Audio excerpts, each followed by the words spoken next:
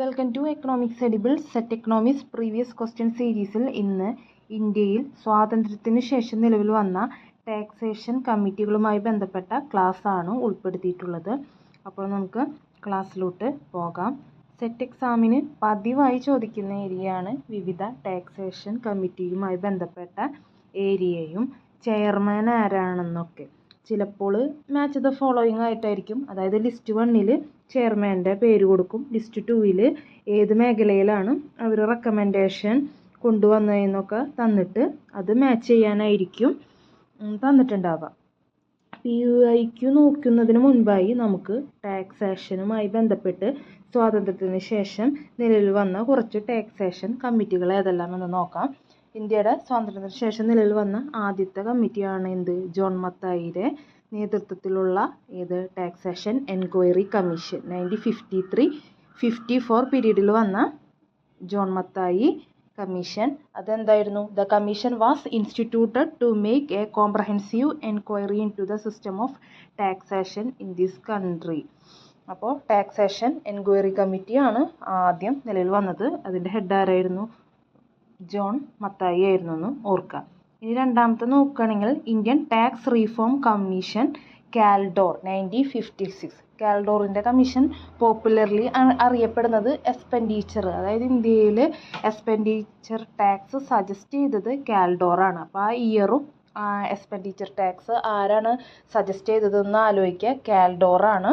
He suggested the introduction of a wealth tax, capital gain tax and expenditure tax besides a gift tax. അപ്പോൾ ഏതൊക്കെയാണ് expenditure tax കൂടാണ്ട് suggest ചെയ്തതെന്ന് ആലോചിക്കുക. Wealth tax ഉണ്ടായിരുന്നു, capital gain tax ഉണ്ടായിരുന്നു, പിന്നെ gift ടാക്സും ഉണ്ടായിരുന്നു. അപ്പോൾ കാൽഡോറും 1956 എക്സ്പെൻഡിച്ചർ ടാക്സ് എന്നുള്ളത് ഓർത്ത് വയ്ക്കുക.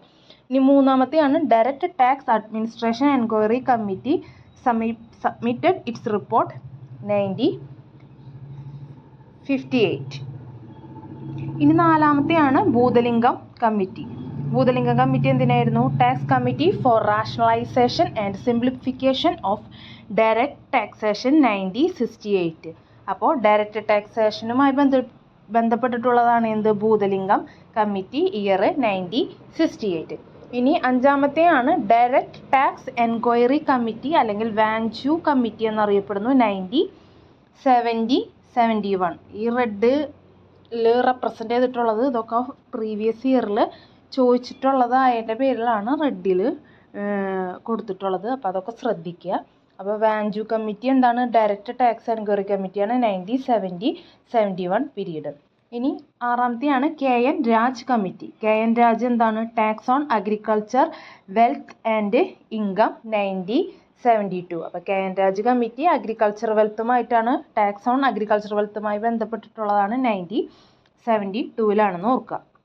ഇനി ഏഴാമത്തെയാണ് indirect tax enquiry committee LK Jha committee 1977. അപ്പോൾ ഇൻഡയറക്റ്റ് ടാക്സ് എൻക്വയറി കമ്മിറ്റിയാണ് LK ജാ കമ്മിറ്റി എന്ന് ആലോചിക്കുക. 1977 പീരീഡ് എന്ന് ഓർക്കുക.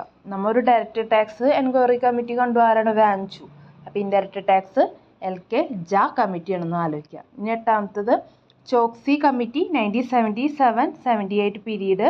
പിന്നെ ചെല്ലയ്യ കമ്മിറ്റി 1991 പീരീഡ്. രാജാ ചെല്ലയ്യ എന്നും പറഞ്ഞിട്ട് കണ്ടിട്ടുണ്ട്. ഇന്ത്യയിൽ ടാക്സ് റീഫോമിൻ്റെ ഫാദറായിട്ടാണ് രാജാ ചെല്ലയ്യനെ കൺസിഡർ ചെയ്യുന്നത്. അത് ഓവറോൾ ടാക്സേഷനുമായി ബന്ധപ്പെട്ടിട്ടുള്ളതാണ്, അത് സ്പെസിഫൈ ചെയ്ത് പറഞ്ഞിട്ടില്ല.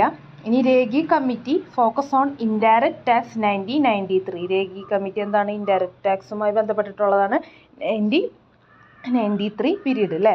നമുക്കറിയാലോ ഇന്ത്യയിൽ 2 ടൈപ്പ് ടാക്സ് ഉണ്ട് അല്ലേ. ഡയറക്റ്റ് ടാക്സ് ഉണ്ട്, ഇൻഡയറക്റ്റ് ടാക്സ് ഉണ്ട്. ഡയറക്റ്റ് ടാക്സ് എന്ന് പറഞ്ഞാൽ നമ്മൾ നേരിട്ട് കൊടുക്കുന്ന ഇതിൽ ഉൾപ്പെടുന്നതാണ്. ഇപ്പോൾ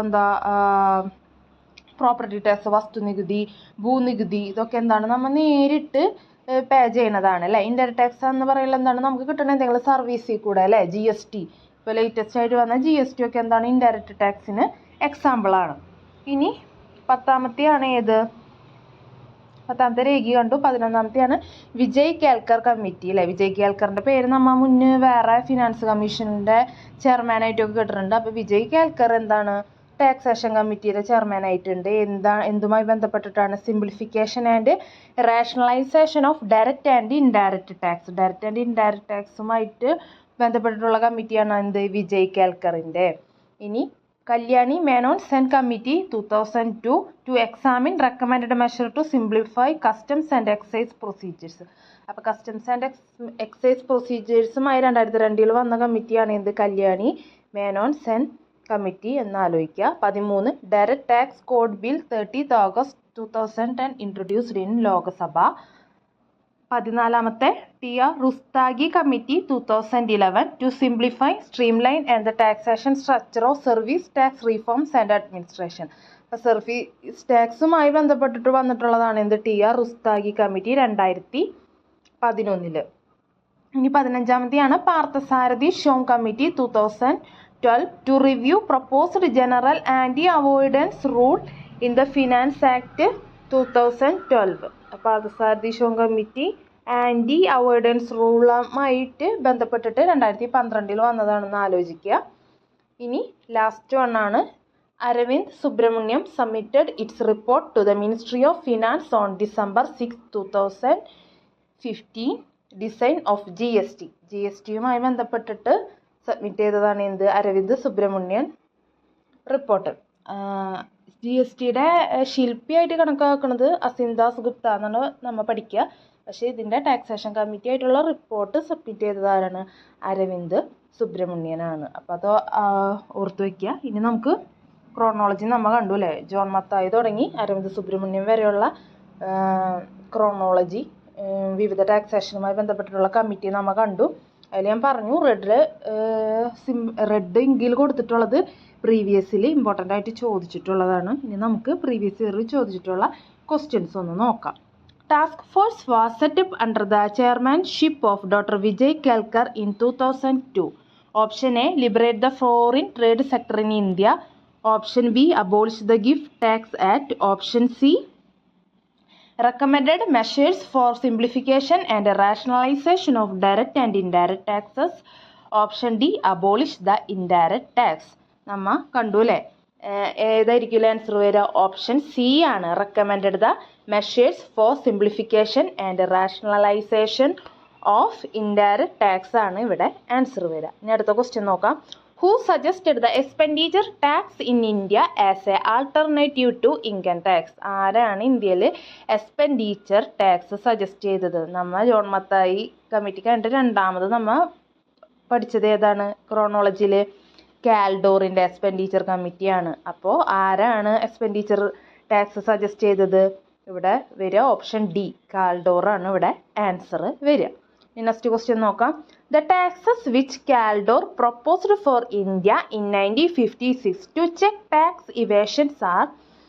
1 കൊടുത്തിട്ടുള്ളത് capital gain tax, 2 annual tax on wealth, 3 personal expenditure tax, 4 gift tax. നമ്മൾ കണ്ടു 1956 കാൽഡോറിൻ്റെ എക്സ്പെൻഡിച്ചർ ടാക്സേഷൻ കമ്മിറ്റി വന്ന് സജസ്റ്റ് ചെയ്ത് കാൽഡോറാണ് എക്സ്പെൻഡിച്ചർ ടാക്സ് സജസ്റ്റ് ചെയ്തത്. അത് കൂടാണ്ട് നമ്മൾ 3-4 പോയിന്റും കൂടി പഠിച്ചിരുന്നു.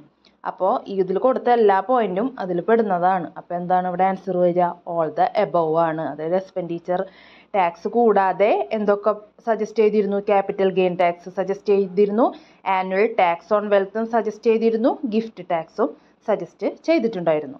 ഇനി ലാസ്റ്റ് വണ്ണാണ് മാച്ച് ദ ഫോളോയിങ്. ലിസ്റ്റ് 1 ചെയർമാൻമാർ, അതായത് ഏതെല്ലാം കമ്മിറ്റിയാണെന്നും ലിസ്റ്റ് 2 അവർ പ്രപ്പോസ് ചെയ്തത് എന്തുമായി ബന്ധപ്പെട്ടിട്ടുള്ളതാണെന്നും. അതിൽ ലിസ്റ്റ് 1 കെ.എൻ. രാജ് കമ്മിറ്റി ഏതുമായിട്ടാണ്?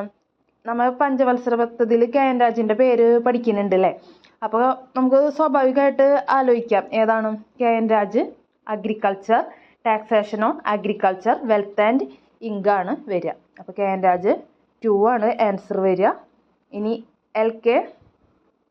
ജാ കമ്മിറ്റി. എൽ.കെ. ജാ കമ്മിറ്റി എന്തുമായി ബന്ധപ്പെട്ടിട്ടുള്ളതാണ്?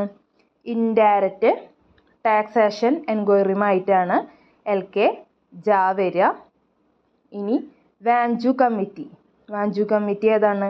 ഡയറക്റ്റ് ടാക്സേഷൻ എൻക്വയറിയുമായിട്ടാണ് വരിക. ചെല്ലയ്യ കമ്മിറ്റി എന്താണ്? വെൽത്ത് ടാക്സും ആയിട്ടാണ് വരിക. അപ്പോൾ ഇവിടെ ആൻസർ വരുന്നത് ഏതാണ്? ഓപ്ഷൻ ഡി ആണ് ഇവിടെ ആൻസർ വരിക. അപ്പോൾ ഇന്നത്തെ ക്ലാസ്സിൽ ഇന്ത്യയിലെ ടാക്സേഷൻ്റെ ക്രോണോളജിയുമായി ബന്ധപ്പെട്ടിട്ടുള്ള കുറച്ച് ഡീറ്റെയിൽസാണ് ഉൾപ്പെടുത്തിയിട്ടുള്ളത്. അപ്പോൾ എല്ലാവർക്കും ഇന്നത്തെ ക്ലാസ് ഉപകാരപ്പെട്ടു എന്ന് കരുതുന്നു. അടുത്ത ക്ലാസ്സിൽ പുതിയൊരു ടോപ്പിക്കുമായി വീണ്ടും കാണാം. താങ്ക്